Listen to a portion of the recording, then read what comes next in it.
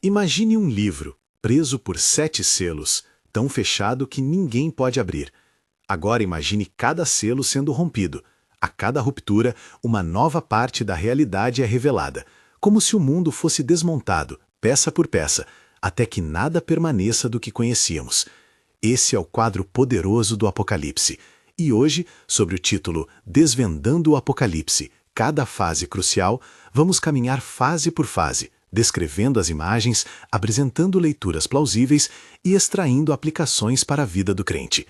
Se este assunto te interessa e você quer acompanhar a série completa sobre o Apocalipse, inscreva-se no canal e ative as notificações.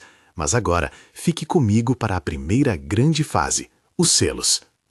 O primeiro ciclo, abertura dos selos. Em poucas palavras, cada selo que se abre revela uma nova crise que coloca à prova o mundo e o coração humano. O texto nos mostra, no centro do livro, o cordeiro que é digno de abrir os selos. Quando o primeiro selo é rompido, surge um cavaleiro em um cavalo branco. Muitos veem aqui a imagem de um falso conquistador ou de um evangelho comprometido com poder. O segundo selo libera a guerra, cavalgada em vermelho. O terceiro traz fome, com um cavaleiro em cavalo preto e uma balança nas mãos. O quarto, morte e Hades, com pestilência e destruição. Depois, ao romper do quinto selo, há o clamor das almas que foram martirizadas, pedindo justiça. O sexto selo apresenta sinais cósmicos, terremotos, sol enegrecido, lua como sangue. E o sétimo selo abre em silêncio, uma pausa dramática antes do próximo ciclo. Uma leitura literal desses selos vê neles eventos reais, guerras, fome, doenças, catástrofes naturais e perseguição. Em contraste, uma leitura simbólica interpreta os cavaleiros como representações contínuas do mal que atravessa a história humana, conquista enganosa, conflito, colapso econômico e morte que acompanham a condição caída da criação. Há também leituras históricas que associam as revelações a períodos específicos da Igreja. Há leituras futuristas que aguardam uma aplicação escatológica ainda por vir, e há abordagens idealistas que leem os selos como retratos atemporais da luta entre o bem e o mal. Nenhuma dessas leituras precisa ocupar sozinha o palco. O texto permite múltiplas camadas. O que isso exige de nós hoje? Primeiro, reconhecer que o Apocalipse fala tanto ao contexto histórico quanto à experiência humana. Se você sente que as imagens batem com o seu tempo, tensão política, crises econômicas, perseguição, que isso não te leve ao pânico, mas à vigilância. Se a interpretação for mais simbólica, permita que ela alerte sua alma sobre as realidades espirituais que sempre tentam dominar. Em qualquer caso, o chamado pastoral é claro: perseverança, justiça e confiança no juízo que pertence a Deus. Interlúdio: o selamento dos 144.000 e a multidão vitoriosa. Em resumo, no meio do conflito, surge uma marca de proteção e uma visão de esperança coletiva. Após a abertura de alguns selos, João vê 144. 1.000 selados, 12.000 de cada tribo de Israel, segundo a imagem, e depois uma multidão que ninguém podia contar, vinda de toda tribo, língua e nação, vestida de branco e rendendo louvor a Deus. Existem pelo menos duas leituras dominantes aqui. Uma interpreta os 144.000 literalmente, como um grupo específico, inumerável, ligado ao povo de Israel. Outra lê esse número como símbolo de plenitude, 12 vezes 12.000, representando a totalidade do povo de Deus, incluindo uma multidão que transcende fronteiras étnicas. O contraste entre um grupo selado e a multidão incontável indica uma tensão entre identidade particular e missão universal. Alguns veem nos 144.000 a preservação de um testemunho fiel em tempos de crise, outros um símbolo da igreja remanescente fiel. A multidão vestida de branco, por sua vez, aponta para o destino final daqueles lavados no sangue do Cordeiro, não mais vítimas, mas adoradores livres.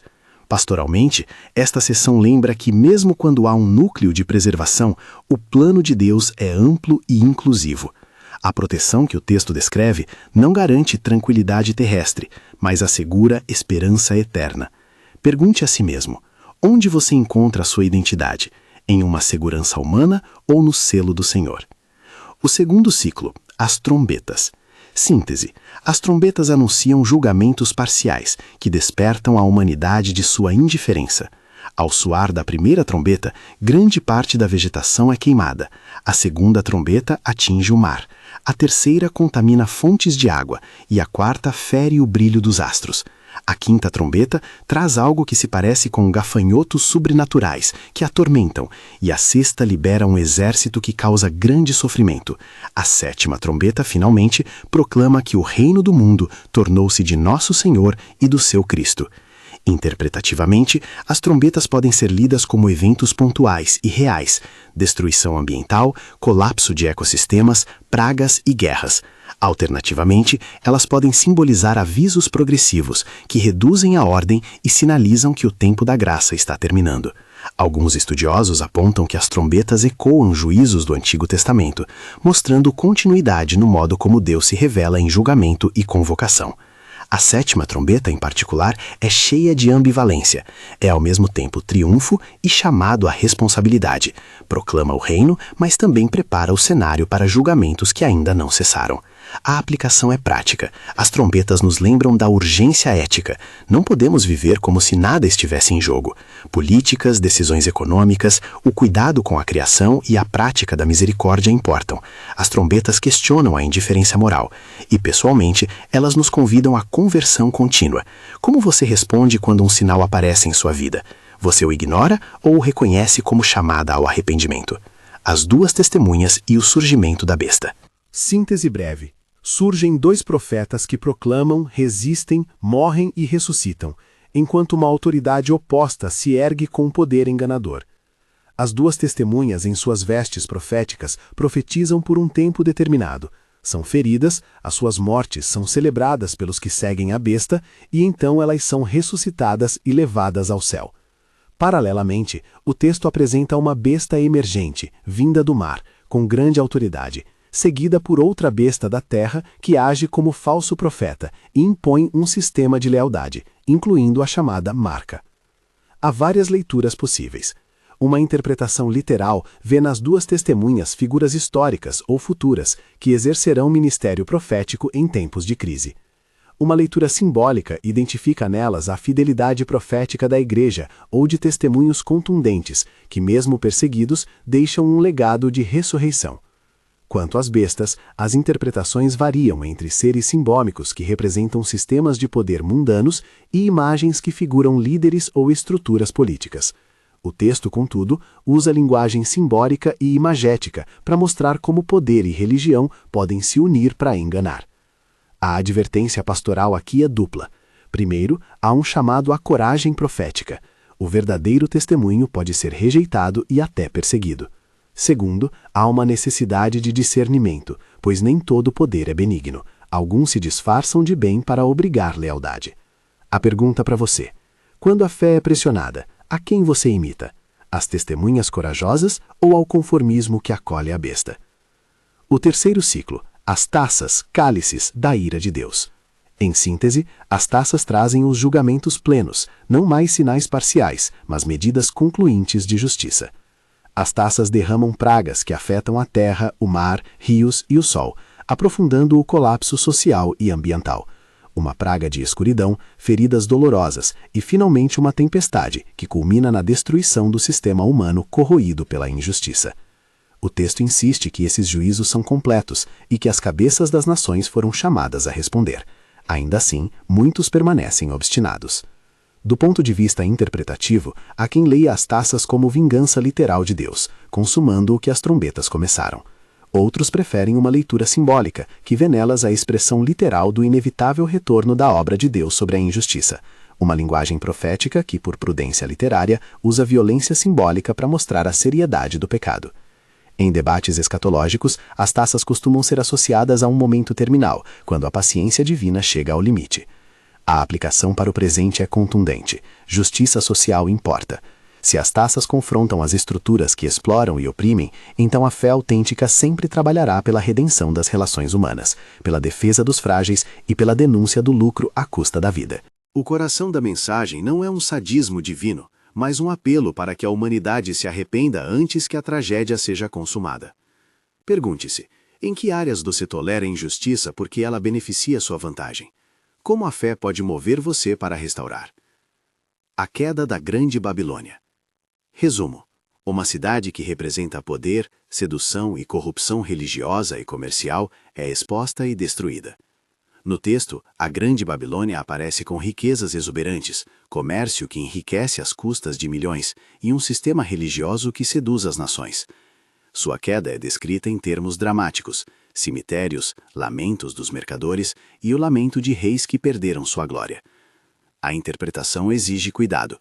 Babilônia é ao mesmo tempo símbolo de uma cidade histórica e uma imagem polemicamente construída para denunciar qualquer sistema que confunda riqueza com bênção e dominação com legítima autoridade. Alguns estudiosos veem referências à Roma antiga. Outros ampliam o símbolo para qualquer estrutura que combine religião e comércio para a exploração. Em qualquer leitura, a queda nos lembra que poder corrompido e riqueza obtida por opressão não são eternos. A lição pessoal é clara: cuidado com as seduções do mundo que nos prometem segurança em troca da nossa consciência. Como você reage à sedução do lucro fácil? Onde sua lealdade realmente está? Em princípios eternos ou em ganhos temporais? O retorno do rei e o Armagedon. Síntese: chega o momento culminante em que o fiel e verdadeiro se apresenta como Rei dos Reis, traz consigo os exércitos celestiais e confronta as forças do mal em uma batalha que é ao mesmo tempo simbólica e decisiva.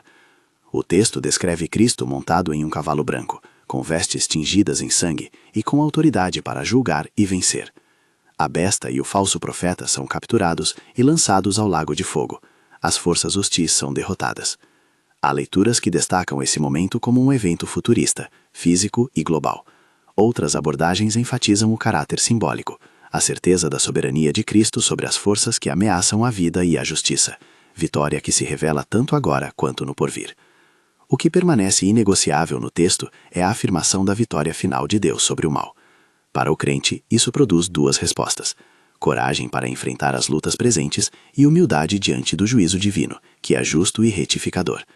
Pense, como a certeza da vitória final molda suas escolhas diárias. O milênio e a soltura final de Satanás. De forma condensada, após a derrota inicial, o texto apresenta um período de 1000 anos em que Satanás é preso, os fiéis reinam com Cristo, e a paz é restaurada em nível simbólico. Depois desse tempo, há uma soltura final de Satanás que resulta em uma última rebelião, rapidamente esmagada, seguida pelo juízo final. Interpretações sobre o milênio divergem amplamente. Há quem leia literalmente, aguardando um reinado terreno de 1000 anos com Cristo. Há quem interprete o período de modo simbólico, vendo nele a atual era da Igreja, enquanto Cristo reina espiritualmente. E há leituras que situam o milênio de maneiras intermédias. Independentemente da posição, a ênfase pastoral é sobre esperança ordenada. Por mais que exista um tempo de descanso e vitória parcial para os fiéis, a história ainda não está completa, até que o mal seja definitivamente julgado. Isso nos chama a uma fidelidade responsável e a uma esperança que não elimina o cuidado prático com o mundo. A pergunta prática é: você vive com a expectativa de reinado de Cristo agora, ou espera passivamente por um futuro sem ação presente? O grande trono branco e a Nova Jerusalém. Síntese final. A cena do juízo final culmina com livros sendo abertos e pessoas julgadas segundo as obras, e então o espetáculo do novo céu e nova terra. A Nova Jerusalém descendo do céu, onde não há mais morte, choro ou dor. Alguns estudos ressaltam a dimensão moral do juízo, responsabilidade e consequências.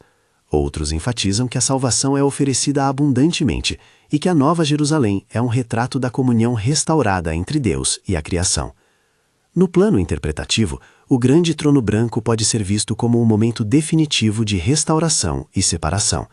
A Nova Jerusalém, quer lida literalmente como uma cidade real, quer simbolicamente como a plena presença de Deus, aponta para a meta última, uma realidade onde a justiça e o amor reinam sem contradição. Para o crente, isso inspira dois movimentos: arrependimento sincero diante da transitoriedade humana e compromisso com a vida que reflete a justiça de Deus. A última pergunta que o Apocalipse deixa às nossas mãos é prática: como a perspectiva da nova criação transforma sua maneira de viver hoje? Síntese pastoral e aplicação final. O Apocalipse, narrando selos, trombetas e taças, e fechando com a Nova Jerusalém, não quer somente satisfazer curiosidade teológica ou alimentar teorias sobre sinais e datas. Ele pretende reformar corações, chamar à perseverança, provocar arrependimento, despertar a esperança e fortalecer a prática de justiça. Em cada fase há um duplo movimento, denúncia do mal e consolação aos que perseveram. A interpretação não precisa escolher um único sistema rígido para ser profunda. Ao contrário, o apelo é para que o crente estude as imagens com cuidado, respeite a pluralidade de leituras e permita que o texto molde sua ética.